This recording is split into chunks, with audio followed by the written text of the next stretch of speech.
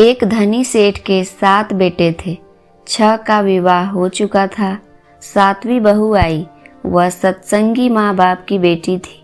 बचपन से ही सत्संग में जाने से सत्संग के सुसंस्कार उसमें गहरे उतरे हुए थे। छोटी बहू ने देखा कि घर का सारा काम तो नौकर चाकर करते हैं, जेठानियाँ केवल खाना बनाती है, उसमें भी खटपट होती रहती है। बहू को सुसंस्कार मिले थे कि अपना काम स्वयं करना चाहिए और प्रेम से मिलजुल कर रहना चाहिए। अपना काम स्वयं करने से स्वास्थ्य बढ़िया रहता है। उसने युक्ति खोज निकाली और सुबह जल्दी स्नान करके शुद्ध वस्त्र पहनकर पहले ही रसोई में जा बैठी। जेठानियों ने टोका, लेकिन फिर भी उसने बड़े प्रेम से रसोई बनाई और सबको प्रेम से भोजन कराया। सभी बड़े तृप्त व प्रसन्न हुए। दिन में सास छोटी बहू के पास जाकर बोली, बहू तुम सबसे छोटी है, तू रसोई क्यों बनाती है? तेरी 6 जेठानियां हैं। बहू, माँ जी कोई भूखा अतिथि घर आ जाए तो उसको आप भोजन क्यों कराते हो? बहू, शास्त्रों में लिखा है कि अतिथि भगवान का स्वरूप होता है। भोजन पाकर वह तृप्त होता है तो भोजन कराने वाले को बड़ा पुण्य मिलता है। माँ जी, अतिथि को भोजन कराने से पुण्य होता है तो क्या घर वालों को भोजन कराने से पाप होता है? अतिथि में भगवान का स्वरूप है तो घर के सभी लोग भी तो भगवान का स्वरूप है, क्योंकि भगवान का निवास तो जीव मात्र में है। और माँ जी, अन्न आपका, बर्तन आपके, सब चीजें आपकी है। मैं जरा सी मेहनत करके सब में भगवत भाव रख के रसोई बनाकर खिलाने की थोड़ी सी सेवा कर लूँ तो मुझे पुण्य होगा कि नहीं होगा? सब प्रेम से भोजन करके तृप्त होंगे, प्रसन्न होंगे तो कितना लाभ होगा। इसलिए माँ जी, आप रसोई मुझे बनाने दो। कुछ मेहनत करूँगी तो स्वास्थ्य भी बढ़िया रहेगा। सास ने सोचा कि बहू बात तो ठीक कहती है, हम इसको सबसे छोटी समझते हैं, पर इसकी बुद्धि सबसे अच्छी है। दूसरे दिन सास सुबह जल्दी स्नान करके रसोई बनाने बैठ गई। बहुओं ने देखा तो बोली, माँ जी आप परिश्रम क्यों करती हो? सास बोली, तुम्हारी उम्र से मेरी उम्र ज्यादा है, मर जाऊंगी। मैं अभी पुण्य नहीं करूंगी तो फिर कब करूंगी? बहुएं बोली, माँ जी इसमें पुण्य क्या है, यह तो घर का काम है। सास बोली, घर का काम करने से पाप होता है क्या? जब भूखे व्यक्तियों को, साधुओं को भोजन कराने से पुण्य होता है तो क्या घर वालों को भोजन कराने से पाप होता है? सभी में ईश्वर का वास है।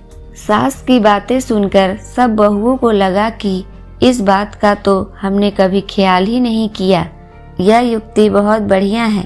अब जो बहू पहले जग जाए वही रसोई बनाने बैठ जाए। पहले जो भाव था कि तू रसोई बना तो 6 बारी बंधी थी, लेकिन अब मैं बनाऊं, यह भाव हुआ तो 8 भारी बंध गई।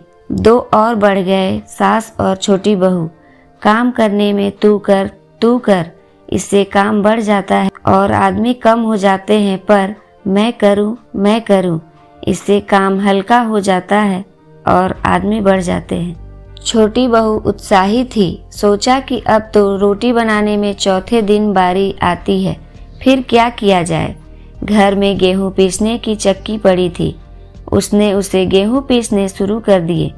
मशीन की चक्की का आटा गर्म गर्म बोरी में भर देने से जल जाता है। उसकी रोटी स्वादिष्ट नहीं होती, लेकिन हाथ से पीसा गया आटा ठंडा और अधिक पौष्टिक होता है तथा उसकी रोटी भी स्वादिष्ट होती है। छोटी बहू ने गेहूं पीसकर उसकी रोटी बनाई तो सब कहने लगे कि आज तो रोटी का जायका बड़ा विलक्षण है। सास बोली, बहू तू क्यों गेहूं पीसती है? अपने पास पैसों की कमी नहीं है। माँ जी, हाथ से गेहूं पीसने से व्यायाम हो जाता है और बीमारी नहीं आती। दूसरा, रसोई बनाने से भी ज्यादा पुण्य गेहूं पीसने का है। सास और जेठानियों ने जब सुना तो लगा कि बहू ठीक कहती है। उन्होंने अपने अपने पतियों से कहा, घर में चक्की ले आओ, हम सब गेहूं पीसेंगी। रोजाना सभी जेठानियां चक्की में 2-2.5 सेर गेहूं पीसने लगी। अब छोटी बहू ने देखा कि घर में जूठे बर्तन मांजने के लिए नौकरानी आती है। अपने जूठे बर्तन हमें स्वयं साफ करने चाहिए, क्योंकि सब में ईश्वर है तो कोई दूसरा हमारा जूठा क्यों साफ करे। अगले दिन उसने सब बर्तन मांज दिए। सास बोली, बहू विचार तो कर, बर्तन मांजने से तेरा गहना घिस जाएगा, कपड़े खराब हो जाएंगे। माँ जी, काम जितना छोटा उतना ही उसका महात्म्य ज्यादा। पांडवों के यज्ञ में भगवान श्री कृष्ण ने जूठी पत्तलें उठाने का काम किया था। दूसरे दिन सास बर्तन मांजने बैठ गई। उसको देख के सब बहुओं ने बर्तन मांजने शुरू कर दिए। घर में झाड़ू लगाने नौकर आता था। अब छोटी बहू ने सुबह जल्दी उठकर झाड़ू लगा दी। सास ने पूछा, बहू झाड़ू तूने लगाई है? माँ जी, आप मत पूछिए, आपको बोलती हूँ तो मेरे हाथ से काम चला जाता है। झाड़ू लगाने का काम तो नौकर का है, तू क्यों लगाती है?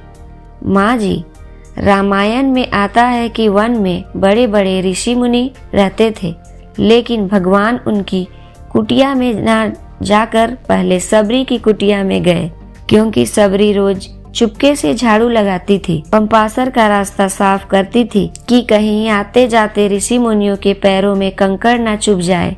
सास ने देखा कि यह छोटी बहू तो सबको लूट लेगी, क्योंकि यह सबका पुण्य अकेले ही ले लेती है। अब सास और सब बहुओं ने मिलकर झाड़ू लगानी शुरू कर दी। जिस घर में आपस में प्रेम होता है वहाँ लक्ष्मी बढ़ती है, और जहाँ कलह होता है वहाँ निर्धनता आती है। सेठ का तो धन दिनों दिन बढ़ने लगा। उसने घर की सब स्त्रियों के लिए गहने और कपड़े बनवा दिए।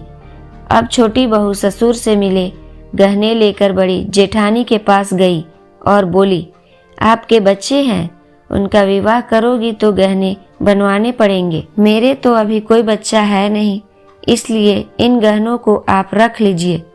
गहने जेठानी को देकर बहू ने कुछ पैसे और कपड़े नौकरों में बांट दिए।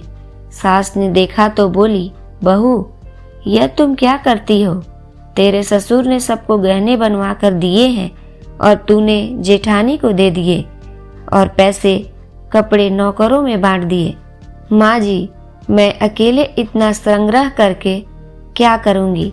अपनी वस्तु किसी जरूरतमंद के काम आए तो आत्मिक संतोष मिलता है, और दान करने का तो अमिट पुण्य होता ही है। सास को बहू की बात लग गई। वह सेठ के पास जाकर बोली, मैं नौकरों में धोती साड़ी बांटूंगी और आसपास में जो गरीब परिवार रहते हैं उनके बच्चों को फीस मैं स्वयं भरूंगी। अपने पास कितना धन है, किसी के काम आए तो अच्छा है, ना जाने कब मौत आ जाए और सब यही पड़ा रह जाए। जितना अपने हाथ से पुण्य कर्म हो जाए अच्छा है। सेठ बहुत प्रसन्न हुआ कि पहले नौकरों को कुछ देते तो लड़ पड़ती थी, पर अब कहती है कि मैं खुद दूंगी। सास दूसरों को वस्तुएं देने लगी तो यह देख के दूसरी बहुएं भी देने लगी। नौकर भी खुश होके मन लगा के काम करने लगे और आस पड़ोस में भी खुशहाली छा गई।